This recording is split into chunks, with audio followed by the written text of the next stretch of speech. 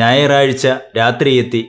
ബിൽസൈക്സും ഫാഗിനും എന്തെല്ലാമോ പദ്ധതികൾ തയ്യാറാക്കുകയാണ്. അവരുടെ അടുത്ത് തന്നെ നാൻസിയുമുണ്ട്. എങ്കിലും അവരുടെ സംഭാഷണങ്ങളിൽ അവൾക്ക് താല്പര്യമുണ്ടായിരുന്നില്ല. തൊട്ടടുത്ത പള്ളിമേടയിൽ നിന്നും 11 മണി ആയെന്ന് വിളിച്ചറിയിച്ചുകൊണ്ട് നാഴികമണി 11 പ്രാവശ്യം ഒച്ചയുണ്ടാക്കി. അന്നേ ദിവസം അവസാനിക്കാൻ ഇനി 1 മണിക്കൂർ മാത്രമാണ് ബാക്കിയുള്ളത്.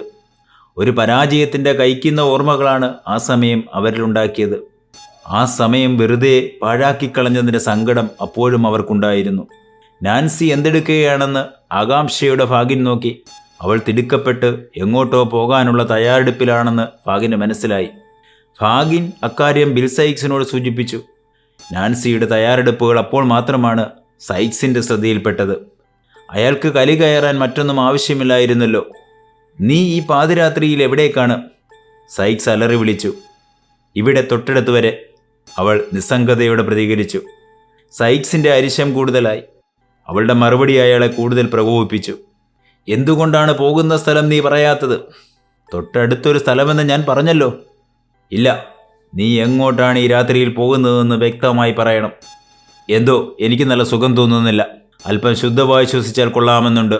അതുകൊണ്ട് പുറത്തേക്കൊന്ന് പോകുന്നു. അവൾ മറുപടി പറഞ്ഞു. നിനക്ക് ശുദ്ധവായുവാണ് വേണ്ടതെങ്കിൽ ദാ ആ കാണുന്ന ജനലിലൂടെ മൂക്കും തലയും വെളിയിലേക്ക് നീട്ടിപ്പിടിച്ചാൽ മതി. അയാൾ അവളെ പരിഹസിച്ചു. അവൾ അതിന് മറുപടിയും പറഞ്ഞു. ഈ വൃത്തികെട്ട കെട്ടിടത്തിലെ വായുവല്ല എനിക്ക് ആവശ്യം. തെരുവിലെ ശുദ്ധവായുവാണ് എനിക്ക് വേണ്ടത്. എങ്കിൽ നീ അത്തരം ശുദ്ധവായുവിനു വേണ്ടി ഈ പാതിരാത്രിയിൽ ആഗ്രഹിക്കേണ്ട. ഇത്രയും പറഞ്ഞുകൊണ്ട് ബിൽസൈക്സ് കിടക്കയിൽ നിന്നും ചാടി എണീറ്റ് നാൻസിയുടെ തലയിൽ വെച്ചിരുന്ന തൊപ്പി തട്ടിത്തെറിപ്പിച്ചിട്ട് കതകുകൾ വലിച്ചടച്ച് താക്കോൽ ഉപയോഗിച്ച് പൂട്ടി താക്കോൽ അയാളുടെ കയ്യിൽ വെച്ചു. നാൻസി യാചനാരൂപത്തിൽ ബിൽസൈക്സിനോട് കെഞ്ചി പറഞ്ഞു തുടങ്ങി. ഇത്രയും വാശി കാണിക്കരുതെന്നും അല്പസമയത്തേക്കെങ്കിലും തന്നെ സ്വാതന്ത്ര്യത്തോടെ ജീവിക്കാൻ അനുവദിക്കണമെന്നും അവൾ യാചിച്ചു. അല്പസമയത്തിനുള്ളിൽ തന്നെ അവളുടെ മട്ടും ഭാവവും മാറി. സങ്കടം അവളെ മാറ്റിമറിച്ചു. ദേഷ്യം സഹിക്കാനാവാതെ അവൾ നിലത്ത് ആഞ്ഞു ചവിട്ടി. സ്വന്തം നെഞ്ചിൽ 2 കൈകളും ചുരുട്ടിപ്പിടിച്ച് ആഞ്ഞിടിച്ചു. ശരീരത്തെ വേദനിപ്പിച്ചു.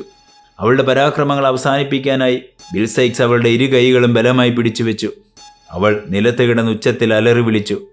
ബിൽസൈക്സ് അവളെ വലിച്ചിഴച്ച് അടുത്ത മുറിയിലേക്ക് കൊണ്ടുപോവുകയും അതിനകത്തേക്ക് വലിച്ചെറിഞ്ഞ് കതകുകൾ വലിച്ചടക്കുകയും ചെയ്തു. മുറിക്കകത്ത് കിടന്നും അവൾ തൻ്റെ പരാക്രമങ്ങൾ തുടർന്നു.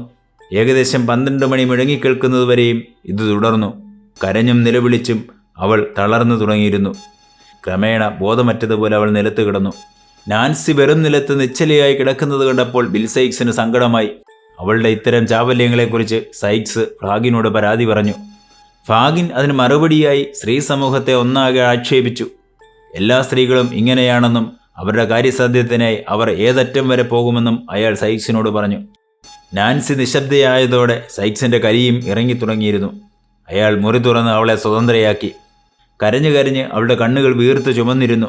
കൺപോളകൾ തടിച്ചു വീർത്ത് വികൃതമായിരിക്കുന്നു. കുറച്ചു സമയം വെടിയേറ്റ പന്നിയെപ്പോലെ അവൾ മുറിയിൽ അങ്ങോട്ടും ഇങ്ങോട്ടും നടന്നിട്ട് നിശബ്ദയായി ഒരു മൂലയിൽ ചെന്ന് ഇരിപ്പുറപ്പിച്ചു. ഫാഗിൻ കുറേയേറെ നേരമായി നിശബ്ദനാണ്. സമയമേറെ ആയിരിക്കുന്നു. അയാൾ പോകാൻ തിടുക്കം കാണിച്ചു. വാതിൽ തുറക്കണമെങ്കിൽ സൈക്സ് മനസ്സ് വയ്ക്കണം. ഫാഗിനാകട്ടെ അക്ഷമയോടെ 2 പേരെയും മാറി മാറി നോക്കുകയാണ്. ഒടുവിൽ അവൾ തന്നെ സൈക്സിനോട് പറഞ്ഞു. ഞാൻ എങ്ങോട്ടും പോകുന്നില്ല. നിങ്ങൾ ഫാഗിന് വാതിൽ തുറന്നു കൊടുക്കൂ.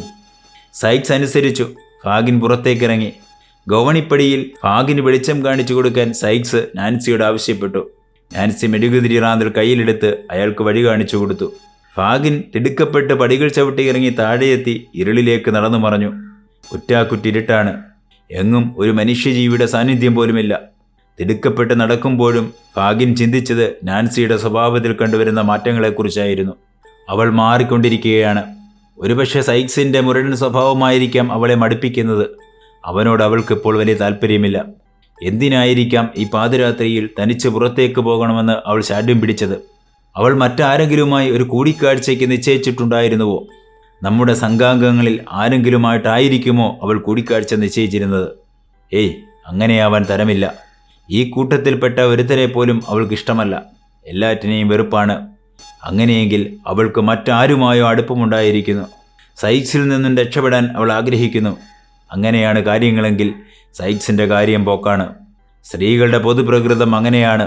അവർ എന്തെങ്കിലും നേടിയെടുക്കാൻ ഒരുമ്പെട്ട് പുറപ്പെട്ടാൽ അത് നേടുന്നതിനായി എന്ത് പരാക്രമവും കാണിക്കും.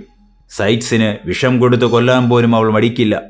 പുതിയ കൂട്ടുകാരനും അതിനെല്ലാം അവൾക്ക് കൂട്ടുനിൽക്കുകയും ചെയ്യും. ആരായിരിക്കാം അവളുടെ ഇപ്പോഴത്തെ കൂട്ടുകാരൻ? എങ്ങനെയെങ്കിലും അക്കാര്യം കണ്ടുപിടിക്കാനായാൽ അതിൻ്റെ ഗുണം എനിക്ക് തന്നെ ലഭിക്കും. ഏതെങ്കിലും പ്രതിസന്ധി ഘട്ടം ഉടലെടുക്കുമ്പോൾ അവൾക്കെതിരെ പ്രയോഗിക്കാൻ ഇത് നല്ലൊരു തുറുപ്പുചീട്ടാണ്. അതോടെ അവൾ തീരും. വേണമെങ്കിൽ ഈ രഹസ്യം സൈക്സിന് മുന്നിൽ അവതരിപ്പിച്ച് അവളുടെ ശല്യം അവസാനിപ്പിക്കാനും കഴിയും. അങ്ങനെയെങ്കിൽ നാൻസി എന്ന ഈ വൃത്തികെട്ട പെണ്ണിൻ്റെ ശല്യം എന്നിൽ നിന്നും എന്നേക്കുമായി അവസാനിപ്പിക്കാം. ഇങ്ങനെ ഓരോന്ന് ചിന്തിച്ചുകൊണ്ടാണ് ഭാഗിൻ ഇരുളിലൂടെ തിടുക്കത്തിൽ നടന്നത്.